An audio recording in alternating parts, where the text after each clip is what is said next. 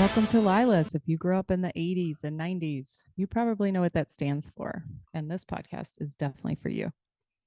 Welcome to season 2, episode 17, or for our viewers who gave us that feedback, this is episode 37, approaching the big 4-0.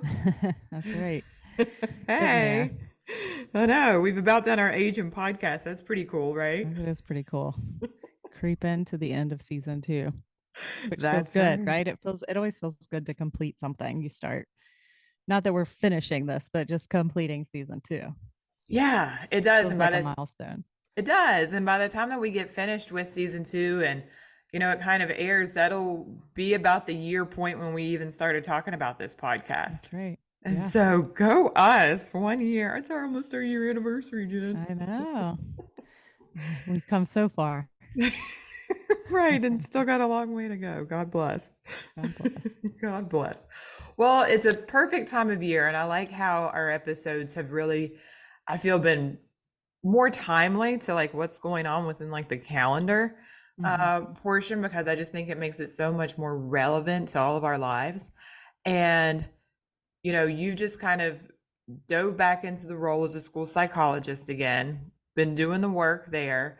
And so this is so fresh with you. I've had kids with IEP plans or 504 plans or just dealt with all this kind of stuff. But whenever I even say those like acronyms or numbers, it can be overwhelming. And Sure. so I think that, most of us who are listening to this have kids. We have finished the first 9 weeks, maybe second. I don't know how these things work everywhere. Ours is 9 weeks. It used to be 6 weeks. So, but we're approaching midway point within the school year. And so this is oftentimes whenever we start to become a little bit more concerned about our kids and maybe how they're doing academically, because the summer slump has kind of wore off. They've regained some of those skills from being back in the classroom. And now we're either seeing that they are on par, they're falling behind, or maybe they got some other things that are kind of going on. So I'm hoping you can help us tease this out on this episode. What do you say?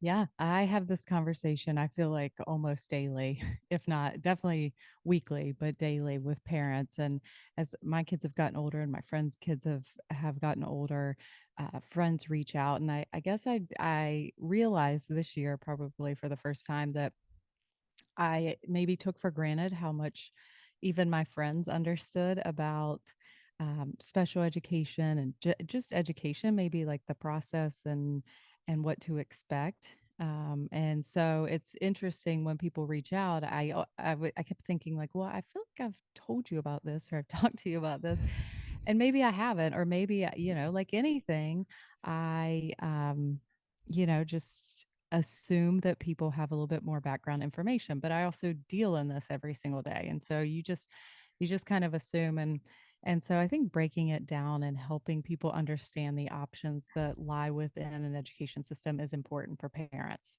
Mhm. I'm a huge advocate for children, and I'm always going to think what's best for the child. And so that's the perspective that I'm coming from. And I'm a little bit of a salty educator in many ways because I've seen, the good, the bad, and the ugly that can happen in a school setting. And so hopefully today we'll be able to answer some questions about procedural types of things, what to do if your child is struggling. We did previously an episode back in the spring as sort of Mhm. like an end of the school year, but this is really more for defining the difference in a 504 versus an IEP. And right there, we're ripping off the acronyms, but a 504, what that means versus an individualized education program or an IEP. Mhm. I want to start by saying, first and foremost, and this is my opinion, but I'm going to go off of, my 17 years of experience and my knowledge of state and federal laws. And like I said, my perception or my viewpoint is always going to come from what's best for the child. Mhm. And an IEP, in my opinion, is the last resort. Okay. We've tried everything. We have exhausted all of our resources. And our last option, if the student is eligible, would be that they are identified as a student with a disability and provided an individualized education program, an IEP. Mhm. That should be at the end of the spectrum. There are so many other things we can do before it ever gets to that, that Mhm. I truly believe on behalf of the child that we should exhaust. Um, and so we'll kind of start from there and kind of work our way forward to the process. Definitely. Okay, well, with that being the case, then, I guess, what should we be looking for as parents that would trigger us to be like, hey, something's going on with our kid academically on one end of the spectrum or another? What do we do? Like, I have no idea. I Where to mean, start? Yeah. no clue. It's funny because I've actually had some personal experience on the parent side of things recently with this as well. And so it is funny to see how my husband responds to information versus how I respond to information Mm-hmm. that comes from the school or the teacher. But you mentioned it's the end of the first 9 weeks, at least for most of us. Report cards are about to come out. And if you have a child in kindergarten through second, most likely you're going to get some sort of, information about how they're progressing towards certain skills. And you may even see marked on there a box somewhere that indicates that your child is at risk for retention. I'm not going to get into that because that's another one of those soapboxes. If you want my opinion on retention or retaining or holding a kid back, all of those things, go back and listen to our spring episode um, on this specific topic. But for the purpose of this conversation, you see that mark, that is something that, at least in this state, is required if a child is not performing grade level standards, is Mm-hmm. not demonstrating that they have acquired those grade level standards. It does not mean that your child will be retained. It's just notifying you that your child is not hitting those markers as, as assessed by the teacher. And some things that so that might be one indicator, right? That's the first thing. Mm-hmm. And then typically what happens is after report cards come out, the teachers will schedule like a fall data conference where they're going to sit down with you and explain to you all the pieces of data that they're using to make these determinations that your child's not performing on grade level. So you may hear terms like iReady or Ames Mm-hmm. Web or Fast Bridges or MAP, measures of academic progress. Those are screeners that or can be used as a screening tool to just kind of take a pulse. Where are we at? Where is the children performing compared to other kids their age on a nationally normed assessment? It gives us kind of a breakdown of percentile ranks. If a child is performing at the 25th percentile, that means they're scoring at or better than 25% of kids their age. And you have to remember average range, typically performing average range falls anywhere between the 25th percentile and the 75th percentile. So that is a lot of kids. Your general makeup, if you think of a bell curve, Mm-hmm. the general makeup of the population falls within that bubble in the curve, right? Right. And then you have your extremities. You have your kids that fall below the 10th percentile, and then you have your kids that fall above the 10th percentile or the 90th percentile, excuse me, your top 10% and your bottom 10%. Mm-hmm. Those are kind of like your lower and higher extremes. But for the majority of kids, they're falling within that normal. And then you kind of have your above average kids that are between those, and then you have your sort of just below average kids. They're not statistically significantly different or discrepant, but they're kind of in that shady 80s is what we often refer to it. Mm-hmm. Um, Kind of like your bubble kids. You could move them one way or the other. So when you're going through those fall conferences, teachers are typically going to tell you, okay, your child, I'm just going to use iReady because that's what currently Yeah. is the assessment that's being used.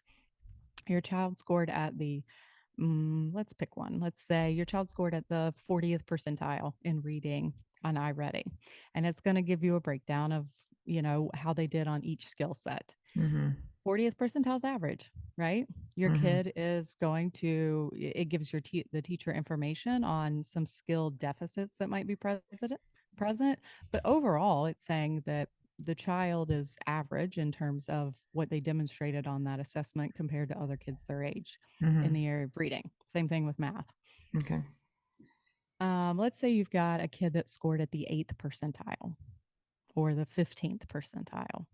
Those are the kids that are often identified by the school as in need of additional support in some Mm-hmm. way, right? They need help.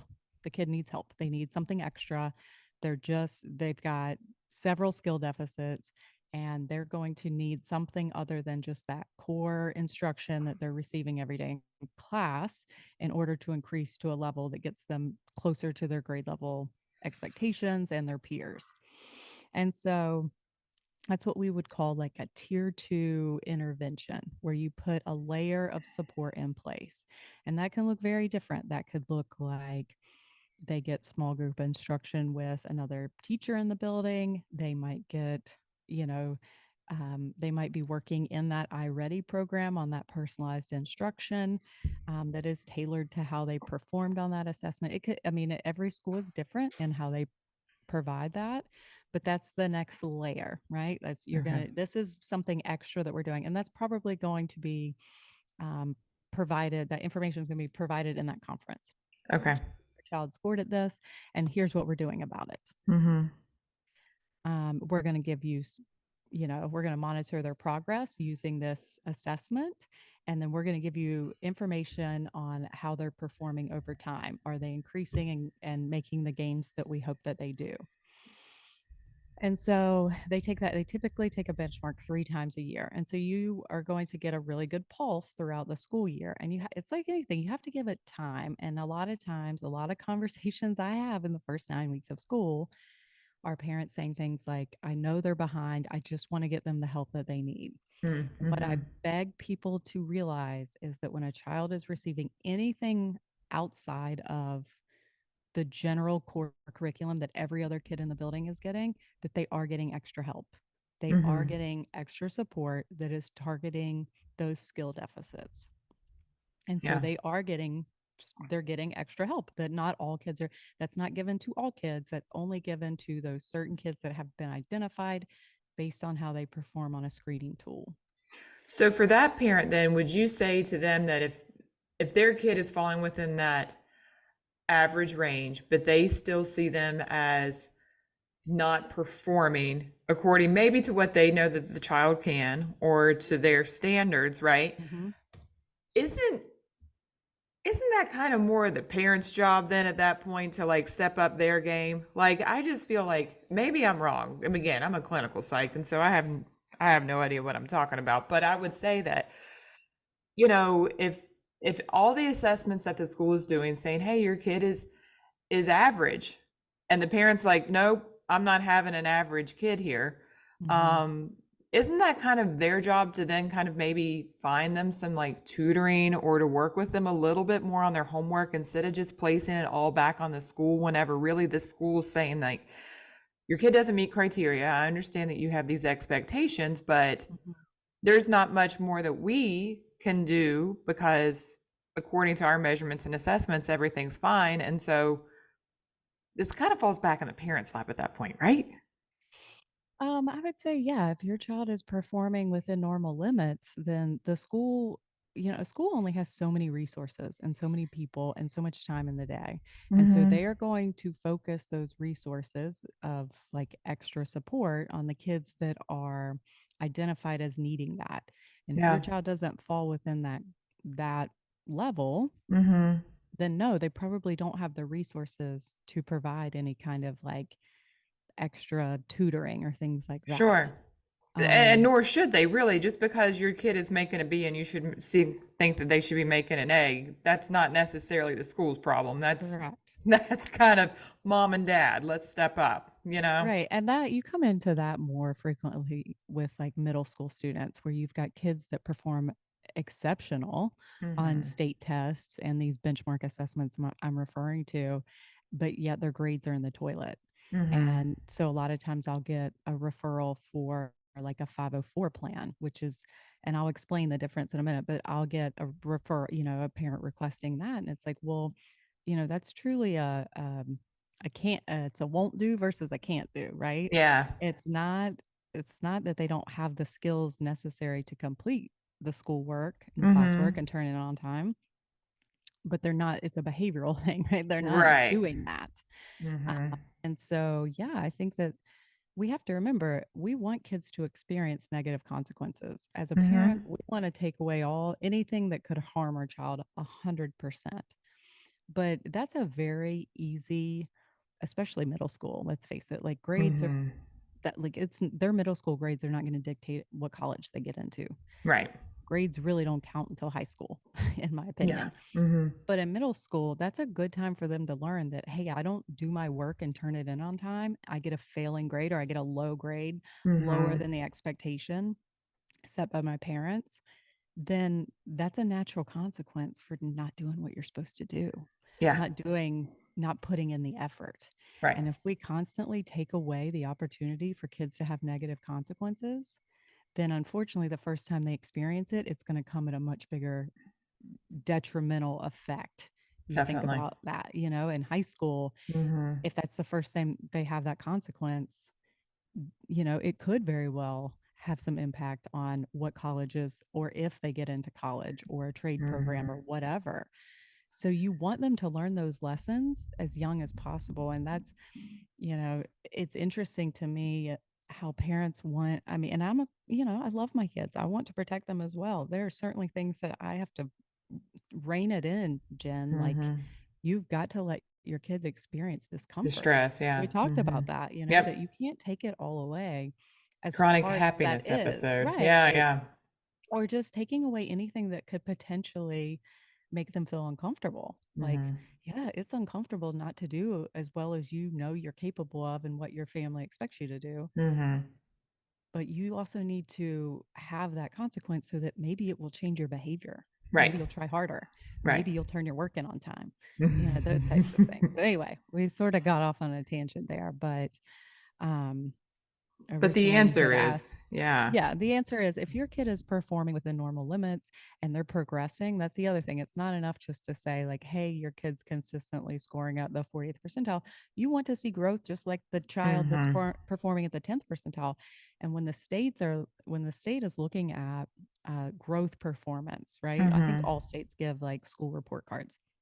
One of the indicators that schools are judged on is based on their growth of all students, Mm-hmm. not just their lowest performing, not their highest performing, not those average kids, but all students have to demonstrate growth in order for them to meet those indicators and get good ratings. And so you're looking at when you're getting that iReady report, you want to see that trend line going Up. up, right? Mm-hmm. And if it's going down, that might also indicate to you, hey, what's going on here? My kid Mm-hmm. historically has always been performing at the 75th percentile, and I've noticed a downward trend. And Mm-hmm. that just opens up conversations. You're not, it's not, it's sometimes, if it's an older kid, it could indicate they're having like some mental health issues, Sure. depression, anxiety, like it can help you get to the root of the problem. But so often we tend to jump straight to a referral for an IEP. Mm-hmm. And I think, I had a friend reach out and say her child does well academically, but she keeps getting these notes home from the teachers just saying that he's like moving around a lot and like, just has a really hard time focusing. She's like, is this where I request an IEP? And I was like, well, do you think he's disabled? Do you think he has a Mm-hmm. disability? And she was like, no. I'm like, well, then no. And that was like such a Mm. clue to me that parents don't really understand the gravity of an IEP. You are saying that that child has a disability, so much so that they require specially designed instruction in order Mm-hmm. to make progress. Mm-hmm. And that is when you say that sometimes to parents, they're like, oh, no, no, my kid doesn't need special ed. Well, that's what you just requested when you asked for an IEP. You see, I think that's really important just to emphasize again, like exactly what an IEP is. And I know that at least in our state, you get an IEP for having a disability as well as an exceptional skill set. We call it Right. gifted or whatever. I don't know if that's the same nationally or in South Carolina, but essentially at the end of the day, an IEP means that your kid learns differently. And we Mhm. have to take them out of the normative classroom setting away from their friends that they've established or whatever else in order to get this individual instruction or specialized instruction. Is that Mhm. correct? Yeah, and it's again, it's a continuum as well, right? So some Mhm. kids might be pulled out with an IEP to receive speech therapy. So that's pretty Yeah. low on the continuum of services. You're going to expect at some point that kid's going to be dismissed from that IEP. Mhm. But aside from that one category of disability, there's 13 categories you can qualify under for an IEP. Wow. Aside for that one, I would say the majority of the other categories, it's rarer that Mhm. you're going to get actually dismissed because at that point, like I said, when a student is statistically discrepant or performing statistically significantly discrepant from their peers, different from their Mhm. average peers or peers their age, they're that different that gap is so wide that they need specially designed instruction in a different setting often, Mhm. that in order for them to ever get back to grade level, it's going to be a Work. climb. Mhm. It's work. It is climbing that mountain. And so I don't ever want to give parents a false sense of hope. And that's why I cringe when I hear people say, well, now he's going to get the extra help he needs. No, now he's going to get specially designed instruction to meet the needs of his disability. I Wow. had a parent ask me recently in an eligibility meeting, well, how long will he need to be on this plan? I'm like, we're not in the business of predicting the future. Mhm. I'm in the business of telling you what the data says right now. Your child Mhm. is so discrepant in his reading skills that he is not, despite having intervention, despite having high quality instruction in the classroom for 3 years, he's not responding to those things. And so now he requires specially designed instruction by a trained teacher in order Mhm. to help him demonstrate adequate progress. That progress may or may not ever get him to grade level. Yeah. Again, I'm not going to predict the future because there are so many factors that go into play. And so, I think we just have to remember, and that's why I always say it should be the last resort because we know research tells us we have a plethora of data out there to say when we identify a student with a disability, the likelihood that they will graduate from high school significantly drops. Mhm. And so we are automatically, particularly for low income students, the likelihood that they are actually going to get a high school diploma significantly decreases the minute that we place them in a special ed program. So we just Like, really don't know what we're asking for then sometimes as and I, parents whenever yeah, we're I think asking that's for this. right. I think that's part of it. And I Mhm. think I often get on the defense because I'm certain it comes across to parents like, well, she just doesn't want to test my kid or she just doesn't want to go through the Mhm. motions. That's not it. Once I've opened the Pandora's option, box. right, once you open an evaluation, you have said and put in writing that you suspect a disability is present. Mhm. And for most of it, let's use specific learning disability because everybody's familiar with that. That's your things like your diagnoses of dyslexia, Mhm. dysgraphia, those types of learning disabilities. Mhm. And I'll get into that as well. But it falls under the umbrella of specific learning disability, which is one of 13 categories you can qualify under. So a big chunk of that evaluation is already completed once you open it because it's all of that intervention data that you've collected. It's the intervention data that you've said, okay, we tried this Mhm. and we collected that data and they didn't show progress. And then we did a phase change and we increased their intervention from 3 days to 5 days. And we, folded in this method. As you go through that, you're collecting data. And so when we get to an evaluation planning meeting where we're saying, okay, now we suspect that there's a disability present, this child has not responded to instruction in the classroom, nor the interventions, they have not made adequate progress. That's half of the eligibility component right Mhm. there. The other half is the standardized assessment we do as a school psychologist, where we give like a cognitive and achievement, classroom observation, background, medical history, those types of things, vision, hearing screenings, all of those. That's just like supplementing what we already suspect, if that makes Mhm. sense. You're Mhm. just backing up your claim of this child has had really good instruction. He's had all of this intervention. He has not demonstrated adequate progress. And Mhm. now I have the other, necessary components to fulfill the state's requirements to identify this child. Sure. So it is part of any evaluation process, in my opinion, specifically for specific learning disability. And that's probably the most common Mhm. disability we evaluate for. Sometimes we look at health impairments, like if you have a child with like seizure disorder. We'll use Right. that one, for example, right? That could obviously have an implication on their academic achievement. And Mhm. so that comes more from like a medical side where I'm going to gather a lot of medical information. I'm going to ask the doctor what they, um, how how this is going to impact their education, and then I'm just Mhm. going to supply all the academic info to support that claim and determine they're Mhm. eligible. um, so, and that brings me to a big point. And again, big soapbox for me because this is something I've dealt with for 17 years. Physicians, if you're listening, if you're a pediatrician, please share with your friends. Stop writing on prescription pads, give this child an IEP, give this child a 504. Because what happens is these medical providers say, oh, we'll use autism, for example, or ADHD. You can pick any. Mhm. Those are the top two. Let's say you go and have your child evaluated privately and by a medical university or by private psychologist. And they say, your child has autism, stamp, and they stamp that stamp on the back. And then they'll write in their recommendations things like, this will qualify your child for an IEP. Please Mhm. give this to the school. That's actually factually incorrect.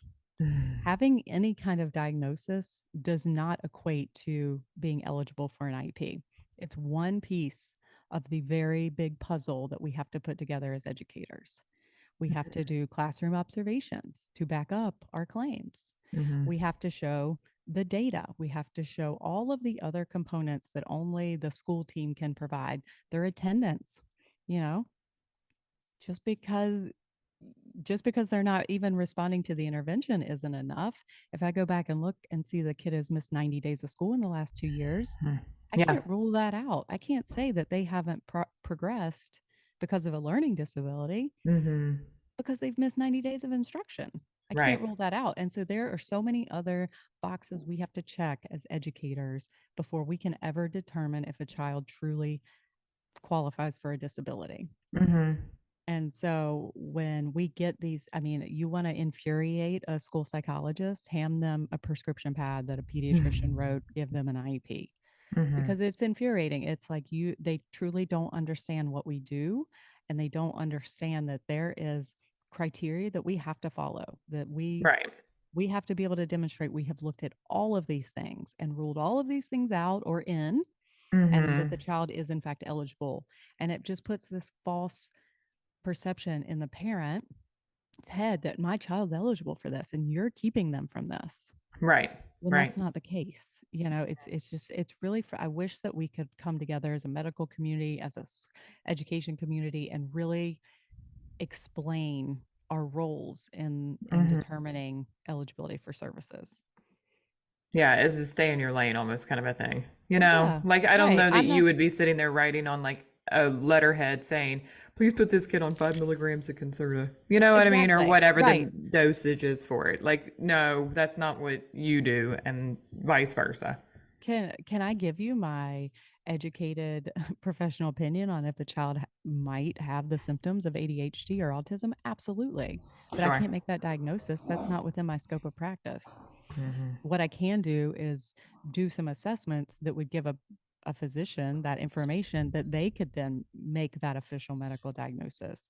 Sure. But there's a difference, right? Right. And special education is two prong. You have to not only meet the qualifications for having the disability, but we also have to determine as a team, and this is the piece that no medical professional can do on their own or private provider, that that child requires specially designed instruction. Hmm. It's the second prong of any eligibility criteria. Sure. Sure. So it's like if they give that diagnosis, then it might be a part of like a recommendation plan, but it's not like it has to be enacted. You have to, everybody just needs to know that this just needs to, yeah, kind of like a stay in your lane. Like I can write all Yeah, kinds of recommendations, but no one has any obligation to follow them. correct. Correct. You And know? same for I can write the best behavior Oh, plan in yeah. the world. That doesn't mean the teacher is going to follow it or Mm-mm. implement it, So it doesn't Right. It's a stay in your lane and let's come to the table and have respect for everyone's expertise and Sure. know that everyone sitting around the table wants what's best for that child, Mhm. including the parents. I Mhm. want the parents, they're part of that decision making team. Yeah. When I come to a meeting, I'm just presenting the information and telling you if they meet the criteria. And Mhm. if they do, then that's that team's discussion to say, okay, now does this require specially designed instruction? Mhm. Mhm. That's the team's decision. Right. You know, I remember whenever we were kids, this whole environment of special ed IEPs was so different than what it Mm, is now. And, I'm sure you and I could probably, maybe should one day just sit around and have a nice conversation about the differences in between and how good or bad we think that the changes have been. But I remember as a kid, whenever we had what we called like BD or special ed classrooms where the mhm, kids were actually sectioned off into their own area. mhm, Now, we don't do that here in this state anymore. They have more of an integrated learning system, and kids do still get kind of like pulled out for their individual instructions or whatnot. But I mean, if I just think about the evolution of this whole process over the last 30 years, it's been pretty significant. And mhm, again, I just think that highlights the point that whenever we're asking for this, again, individual instruction plan, we're really setting a whole lot of big wheels into motion mhm. that, good or bad, can be incredibly impactful on the kid, right? Oh, absolutely. And there are still programs where students are pulled out for the majority of their day. And that's Mm-hmm. again, that's that whole like continuum of services. You have kids that might only receive reading Yeah. services. Like, let's say they have a specific learning disability in reading. They might only get pulled for reading the rest of the Mm-hmm. time or the majority of their day is spent with their gen ed peers being exposed to that general education content because the more we take kids out of class, Yeah. the less exposure they have to grade level standards because that's what they're being taught when they pulled out is remedial skills. They're not learning what the Mm-hmm. rest of, they're missing instruction. And so you have to think about that. And I'm going to use my own kid for an example here. Mm-hmm. So one, I won't even name which one it is. If you know me, you can probably guess, but um, one of my children came home with a report, a progress report saying that they were performing below grade level Mm-hmm. on reading Mm-hmm. and that they had been recommended for a reading intervention. Mm-hmm. And so my husband's first response was like, what do we do? Like, they're behind. What do we do? What's the next steps? Should I call a meeting? I'm like, no, we're going to work the process like I tell parents to do all the time. Mm-hmm. And it's hard because you want to like, we want to fix it. We want to fix it Yeah. right now. We want to Yeah. identify the problem and fix it. But part of that is working the process. And so part of it is the teachers identified there's a problem, we'll call it, right? Mm-hmm. There's a problem and that this child isn't demonstrating the reading skills that they should be at this point. Mm-hmm. So I got a letter home a couple weeks later that said your child has been identified and we would like to provide them reading intervention for Mm-hmm. 2 days a week for 45 minutes each. Sign here if you give permission. And so I had a lot of questions, right? Because I want to know when's the child going to be pulled? I don't want my child pulled from like a special area class that they love. I don't want them pulled during their gen ed reading instruction because, and I had evidence to back this up. I'm like, I've seen tremendous progress in the last 4 weeks. I want to know Mm-hmm. if you're seeing that also in the classroom. What else? Is there a specific skill you're worried about? Who's going to be providing the intervention? I just had a lot of questions and she responded back and said, you know, answered all of those questions. She would, Mm-hmm. that the child would not be pulled during reading instruction, during special areas, blah, blah, blah. And then I felt comfortable signing it and we'll move forward. We'll collect the data over the next Mm-hmm. 2 months and then we'll come back and review to see does she continue to need this pullout? Did she get Sure. that skill? I think I've just given it away who it is, but did they get that skill? And if not, we'll move Mm-hmm. forward in the process, right? We'll do a phase change to the Right, right. intervention. If 2 45-minute periods a week, in addition to the support she gets at home, isn't Mm-hmm. working, Mhm. Then we'll go to the next phase of intervention, which might Mhm. be 3 days a week or 4 days a week. They might change that. She might be pulled by an interventionist versus like a volunteer. There's different things to do along the way to Mhm. provide extra help or support to the child in Right. order to fill that skill deficit, right? To eliminate that deficit that's present. I wouldn't just call a meeting and get into an evaluation because I think she has dyslexia. She's Right. 5 and I didn't teach her anything last year. I Mhm. didn't.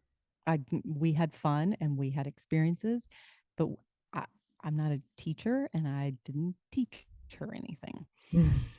And so I didn't. I mean, and she knows how to spell her name and stuff like that, but like She's fine. she's fine. She's a Yeah. young 5-year old. Mhm. And part of me is like, work the process. You have to see, I know she's getting high quality instruction in the classroom. Mhm. I know she's going to get this extra support. I know what we're doing at home with her to work on these skills. Mhm. The skill that she was concerned about, I personally have not been working on. I have been focusing on something else. And I'm like, oh, okay, well, let's focus on that No because she's picking problem. up all the other stuff that I'm working on her with. Mhm. So, it's hard as a parent. And I feel that because you don't ever want to hear that your kid's not achieving in the way that you know that they Mhm. can, Mhm.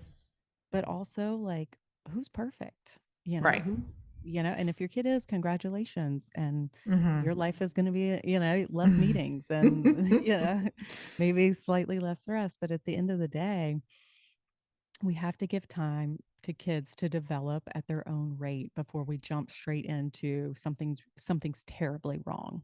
Yeah. They're disabled. Yeah. They need all of these extra things. Or Mhm. maybe they just need a little bit of help. And Mhm. that's not what special education is. No, no, and I agree. And I think even in your um episode that we talked about this before, whenever it comes down to this, and we're not, hell, I used to give diagnosis all the time, but I mean, we're not too big on labels for things, Mm-mm. because it does, especially with kids, tend to really change at times their conceptualization of self, Yeah. especially if they have knowledge, which they do, of being Mm-hmm. pulled or taken out. I mean, I knew whenever I was a kid that I was being taken out I was in that split class. And so I was with this, I was smart in some areas, but dyslexic. I mean, you know what I mean? I'm still dyslexic, folks. So this hasn't gone away. So you parents who are like, well, when are they going to outgrow it? Well, guess what? I'm 41 and we're still here. So, Right. um, but I remember being pulled away from my friends, from my peer Mm-hmm. group, and then having to come back and just feeling different because I was having to come back, And then, and right. I mean, even though it was helpful, and I mean, obviously it did present many challenges at different points of time growing up and then through academic career and so forth today, whenever I'm working on directions and learning how to screw something in and out. Um, but it still was one of those things that did change my social scope as a person, Mm-hmm. and I just think that the more information that we understand about the levels of intervention that are available to our kids and the roles that we can also play jointly in being partners with our educators as parents, then we can really help our kids get the best benefit out of all of this. Mm-hmm. And I think too, it's important for us not to see it as a us versus them, Absolutely. because Absolutely. that I mean, again, we're both parents, whatever. Um, and I turn into this lioness, like a vicious, like I will go for your jugular. You know what I mean? And then Mm-hmm. whatever. I can be that person pretty quickly whenever, especially when it comes to my kids. I've done a lot of work. I'm doing better. And not just jumping to that point. But I think as parents, we have to see that those who are working with our kids are also working, as you said, within our kids' best interest.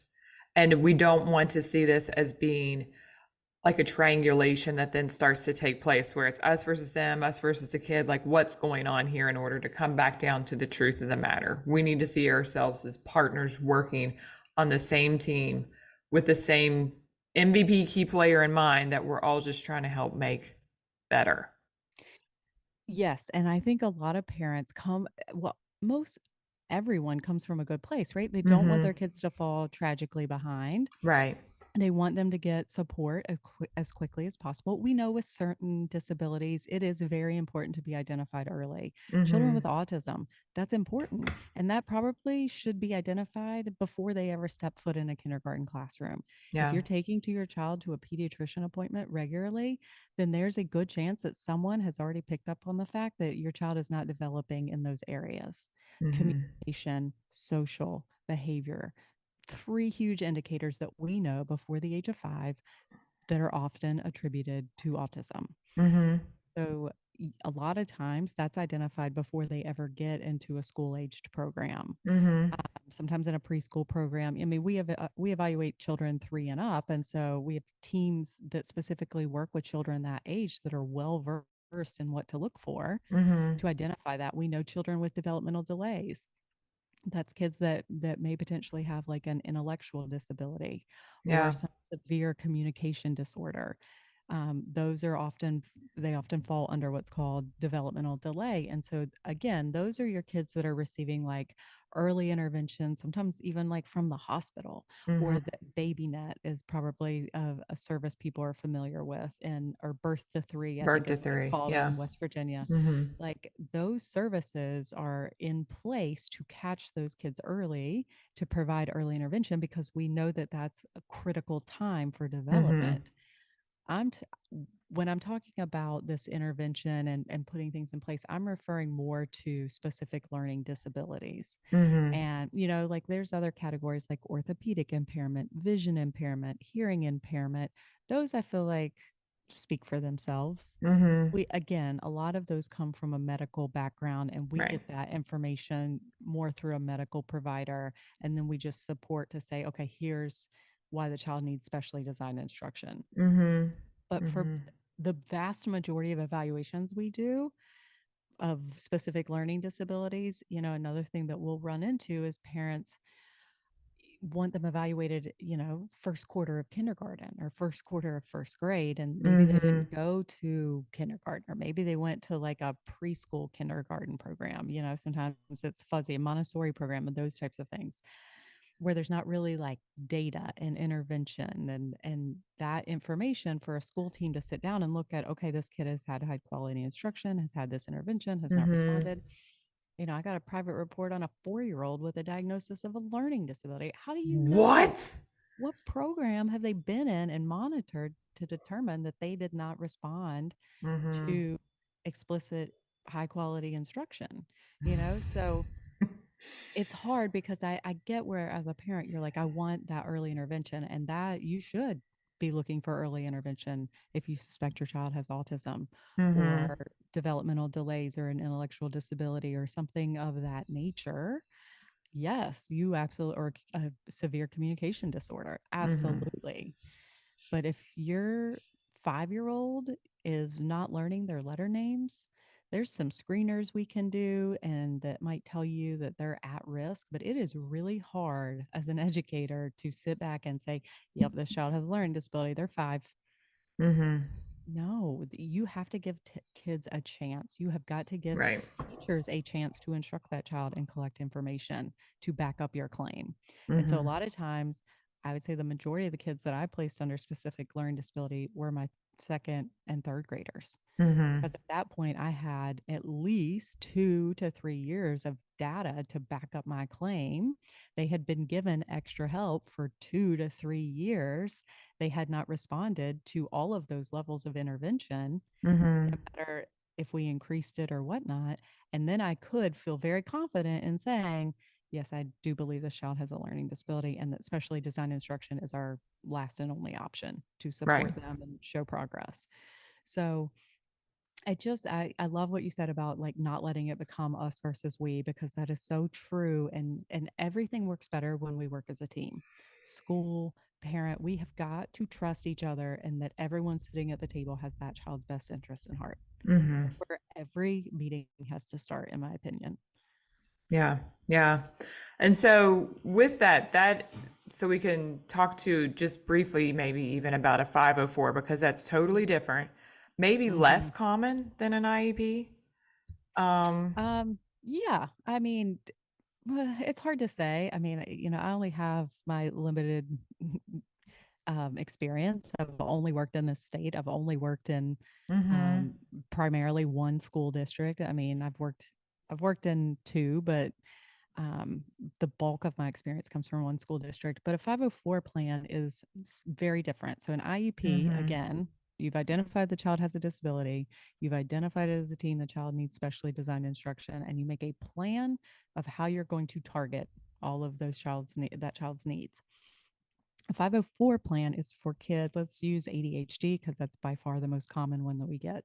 Mm-hmm. Child has ADHD and your child has trouble focusing in class, has trouble getting started on their work, to the point where like they're not passing and they're not performing well. And Mm-hmm. it's not like, again, it's not statistically significant. It's not impacting them so much that they are in need of intervention and things like that, but it's obviously impacting their daily performance. Right. And they could be eligible for a 504 accommodation plan, which says, here's some things that we're going to do in their general education classroom. It's environment Mm-hmm. changes to help level the playing field so that that child can access the school environment curriculum at the same way as their non-disabled peers or their, kids that don't Mm-hmm. have ADHD. And so, what things that we might do would be like preferential seating away from distractions, close to a Mm-hmm. teacher for instruction.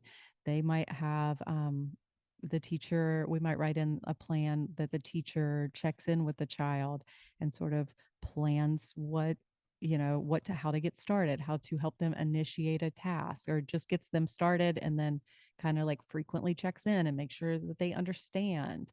Uh, Mm-hmm. it might be that they get sensory breaks where they get to stand up every 30 minutes. If they're older and Mm-hmm. they're expected to sit for longer periods of time, they might have like a sensory break where or they go to the water fountain just to get like some physical movement, like those types of things. So it's, how are you going to change the environment to meet their needs, so to help them be more successful, Yeah.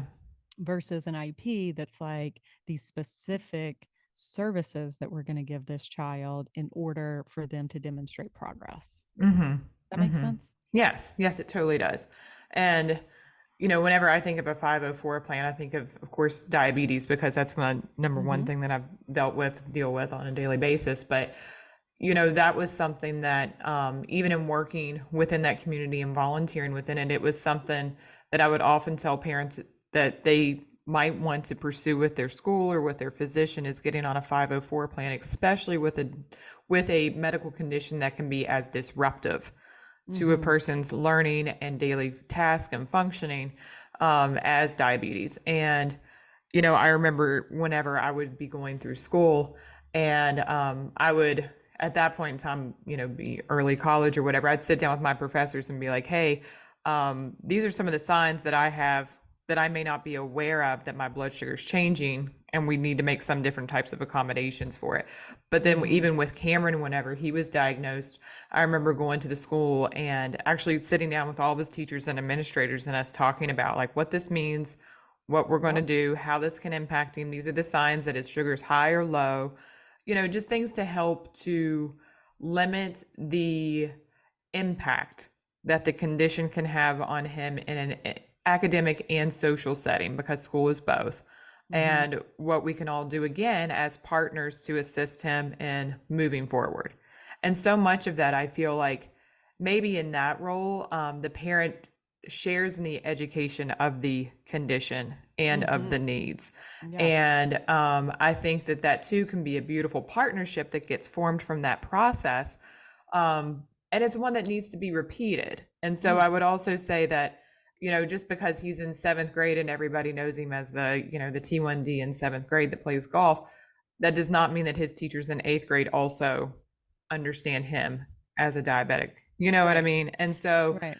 I think that for him in that case, it was important that, especially with that type of plan and that type of condition, that it was an ongoing conversation that even we as parents had to initiate in order just to provide that kind of continuum of care. So it was a different because it put more of the responsibility, I feel like maybe on the parents to be the proactive piece in order to get this Mhm. done instead of the school necessarily identifying these things through a bunch of different data driven processes and then starting the interventions. It that That's is That's different, I such a feel. solid point because 504s are often almost always initiated by the parent because Mhm. one of the first requirement is they have to have a documented diagnosis. Mhm. And so I can't write a 504 plan for a kid that I think has ADHD or a kid I think has asthma or a kid I think has, yeah, I can probably tell you my opinion, but I need that medical confirmation that someone has diagnosed that child with this medical condition. And Mhm. 504 plans are often written for things like you're saying, like seizure disorder, just anything that's going to have some impact on their academics where they might need some just minor accommodation. So, like Mhm. if I've got a kid with type 1, I know that they need to travel to the school nurse, probably with another child, specifically if they're Mhm. experiencing low blood sugar. I'm not Yeah. going to send that kid to the school nurse like I would every other kid by themselves. I'm going to We'll send a get friend with lost. them. I Yeah. don't care if they're in eighth grade or 12th grade. I don't care how old they are. It's a safety concern. Right. And so sometimes it can get a little blurred between what's a medical plan, because we also have those within the school setting, or a Mhm. health plan versus a 504 plan. And I would say, generally speaking, like your kids with asthma that have an inhaler, your kids with an Mhm. allergy that needs an EpiPen, like those are more of like your health plan Mhm. for kids that have, excuse me, versus your kids that have like ADHD, even like autism. I mean, like any Mhm. kind of like medical condition that's been diagnosed could qualify for a 504. I had a student one time, I can't remember what her medical diagnosis was, but I remember that it was something about she couldn't regulate her body temperature. She had no Mhm. control. And so she couldn't, like, so some of her accommodations were very different. It was like she must be transported on a school bus that has air conditioning because unfortunately Mhm. in South Carolina, not all school buses have air conditioning. That's not an option for her. She could stroke, have a heat Yeah. stroke. Things like that she's permitted to wear shorts. I mean, they were just Mhm. very different accommodations based on what her specific medical condition was. I don't remember the specifics. That was a while ago. But that's the whole point is you tailor it to that individual's needs. Yeah. It's not a blanket like every kid with ADHD gets preferential seating. No, the Mhm. whole point is what does that child need? What do we have data to suggest that that Mhm. child needs in order to be successful? Mhm. And so that's kind of the difference between a health plan and a 504 plan. I know it can seem confusing because they're both medical. And not all kids with type 1 diabetic need a 504. No, It no. just depends Mm-mm. on that specific child's needs. Yeah. And that's always what I'm going to come back to. I'm going to make a plan, whether it's a intervention plan, an IEP, a 504 plan. It's always going to be based on what that individual child needs in the Mhm. least restrictive way.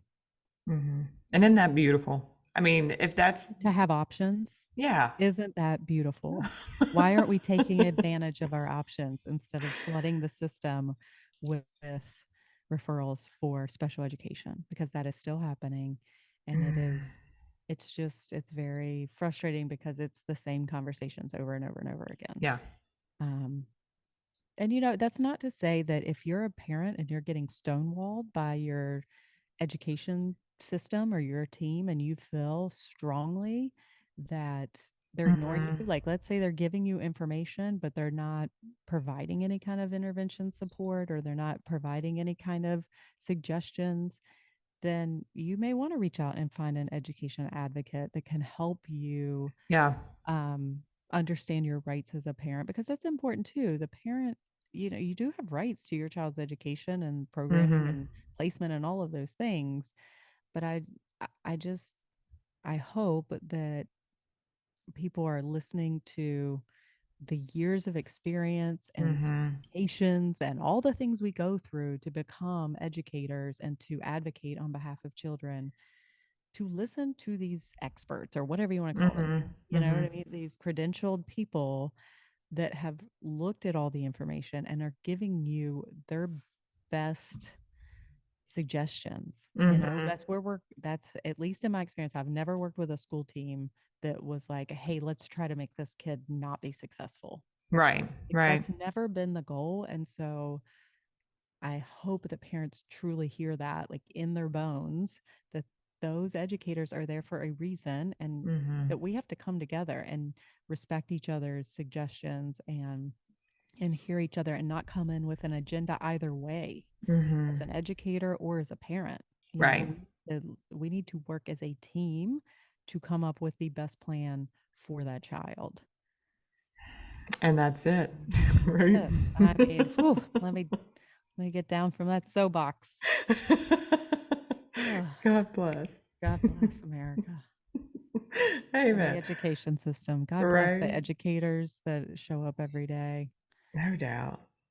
God bless Yeah. the parents that are giving it everything they got because I know it's hard to. Mhm. Um, and it's hard to trust, and other people that you don't Yeah. know. You don't know these people. You don't Mm-mm. until over time you'll get to know them. If your child Mhm. struggles in school, you'll know Right. them well. Real well. Real well. Yeah. No, definitely. But I do think that this information is so helpful, especially because I just think that as parents, we can be reactive instead of responsive.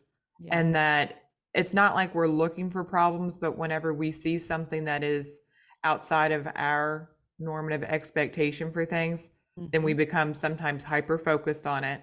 And then that can lead Mhm. to errors, misunderstanding, mistrust, a whole bunch of stuff. And so I think maybe just like pause, talk with your kids' education team, see what's Mhm. going on, what lower level interventions that we can get going if needed. Um, Tease things out from it being, maybe a behavioral issue, Mhm. into other zones, and then just work the process. That's right. Okay. I focus mostly on like reading and math, but that applies to behavior, that applies to written expression. Mm-hmm. I mean, all of those areas um, work a process. And Yeah. same thing, like trust the process. If you're concerned about your child's performance, go to the teacher first. Mm-hmm. If they're not calling you for a data conference, call them for a data conference. Like have those conversations with that teacher first. Perhaps pull in the interventionist if they're receiving intervention. Mm-hmm. Have those discussions, come up with a plan, and work the process Yeah. before you keep on that continuum. Because fortunately, once you get to it, once you place that child in special education, you sign that paper. I mean, a parent has the right to revoke that, but that's part of their education record forever. Yep.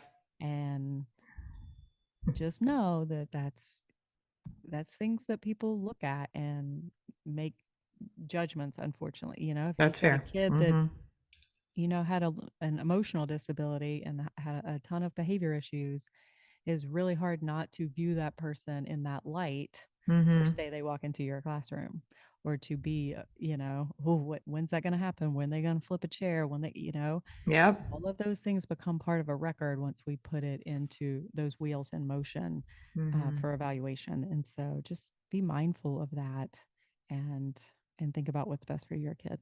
Def. Def. Which may not, which may be different than your expectations, I guess, at times too. Exactly. So work the process. Work the Partner with the process. teachers. That's right. I love I it. feel Well, like I could thanks. talk forever on this, I hear and you. I want to wrap it up, but we'll put there'll be resources on the Mm-hmm. website, just because it's hard to remember all of these acronyms and what they mean, and so you can always go to your state Department of Education website.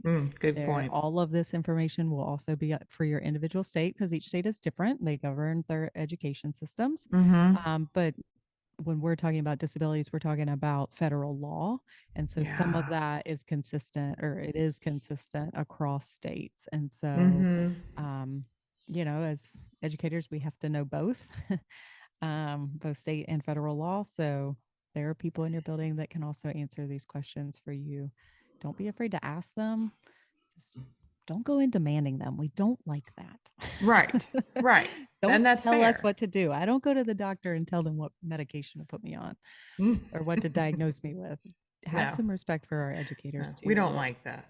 They also know what they're doing. Exactly. Well, gosh, thanks for sharing. And definitely check out our website, thelylaspodcast.com, for this information. And, share this. I mean, if Jen's getting these questions every day, it's obvious that these conversations are happening. So, if you have been talking with one of your girlfriends, fellow moms, and this stuff has come up, mention the podcast. This could be a Mhm. great place to start an opening conversation with somebody because you're getting true expertise and knowledge just from listening and giving that bits. So thanks, girl. Knowledge is power. Amen. Right? Or poison, depending on where we're getting it from. True that. Jeez. All right, guys. Thanks for listening. Until next week, LYLAS.